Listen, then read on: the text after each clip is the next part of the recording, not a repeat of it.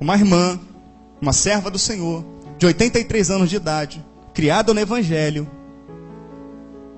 Ela sentou em sua cama, agora, recente, e começou a orar sentada, porque não gostava mais de ajoelhar, sobre o povo, sobre as igrejas, para que elas se despertem acerca disso, que as igrejas estão dormindo. Ninguém fala sobre isso, não fala, tá? O Senhor a tirou dali, ela teve um arrebatamento de sentidos, onde o corpo permaneceu, ela teve um arrebatamento de sentidos, e ela foi levada, né, até as nuvens. E quando ela olhou para baixo, ela viu miríades e miríades e miríades de demônios terríveis, a qual ela lutava para não ver esses demônios.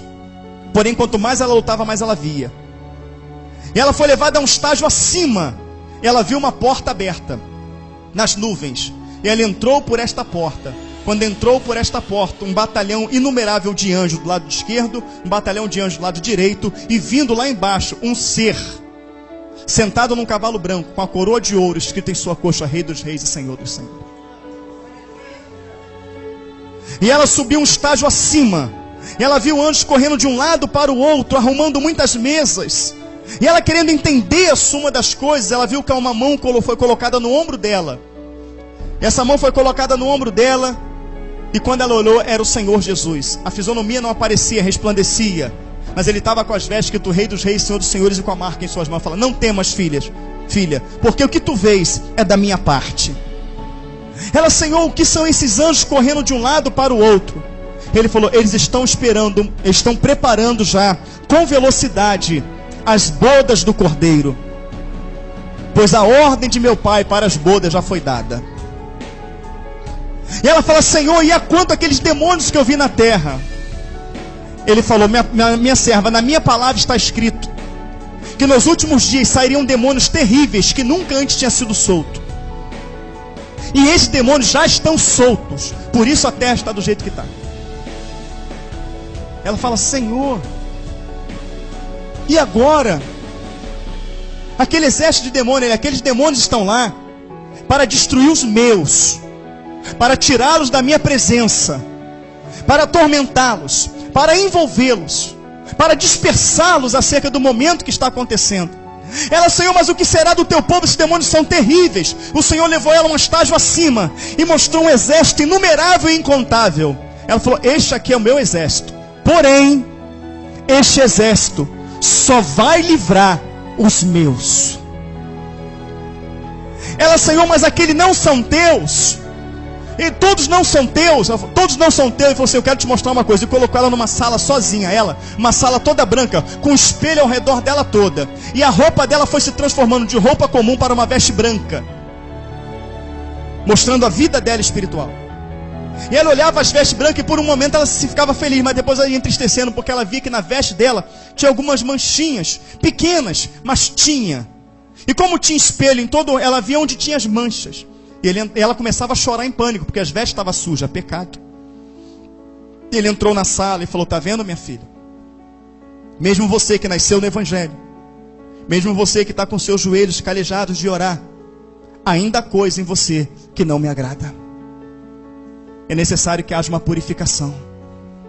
Mas tenho algo ainda mais forte para te mostrar. E ele pegou ela pelas mãos e levou na igreja dela num dia de culto bem cheio, e colocou ela. Ele falou assim: todos os cultos eu observo, e eu estou aqui mostrando para você. Olha a roupa das pessoas, e aqueles roupões brancos, tudo sujo, encardidos, alguns rotos, alguns manchados.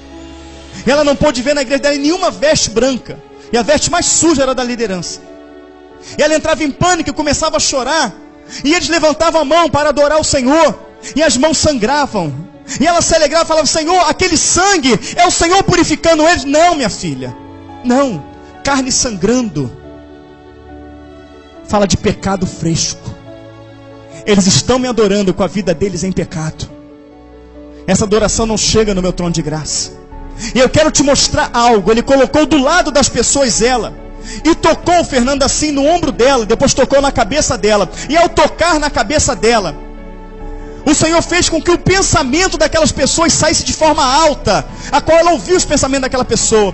E a pessoa adorando, cantando ali, né?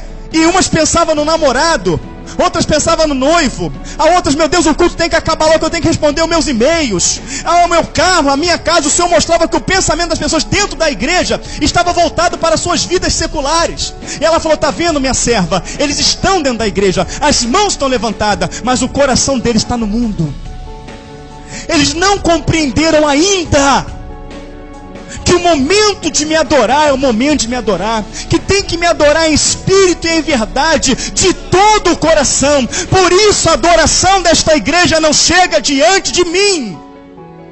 Eles não estão preocupados com o reino, com a minha vinda, nem com o meu retorno. E pegou ela e foi levando em muitas igrejas, e falou, essa aqui eu nunca estive nela, essa aqui eu não mandei abrir, essa aqui quem está por trás é Satanás. Ele foi mostrando a maioria das igrejas. Ela falou, Senhor, quem é que vai se salvar? Ele, aqueles que branquear suas vestes do meu sangue.